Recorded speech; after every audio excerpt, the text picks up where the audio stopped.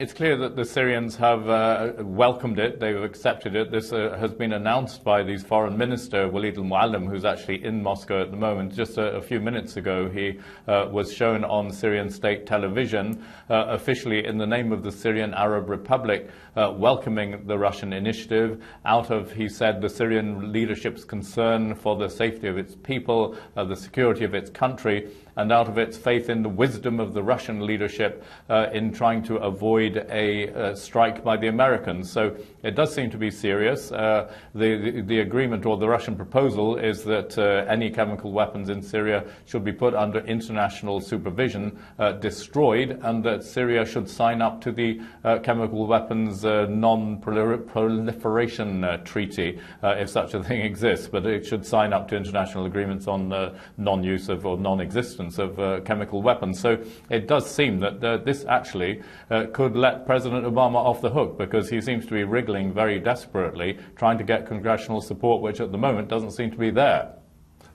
And just to underline the point, Jim, exactly what I was meaning to ask you, really, do you think, is it your assessment that this could really offer the makings of a deal which would allow President Assad to do his own thing and basically not have to suffer the attack that lots of his people have been fearing, and also, as you say, provide a political solution to President Obama?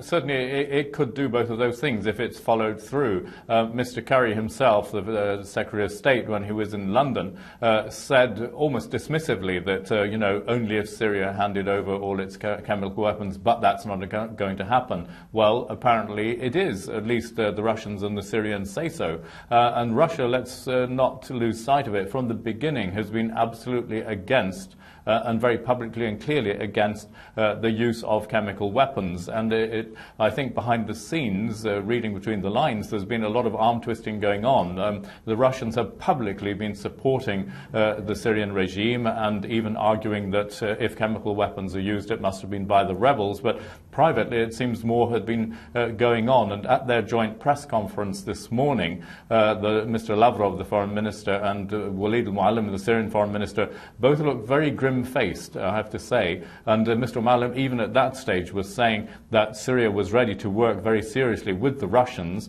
to remove the pretexts in the realms of chemical weapons for any American strike. So he was foreshadowing this welcoming of the Russian initiative that's now been announced.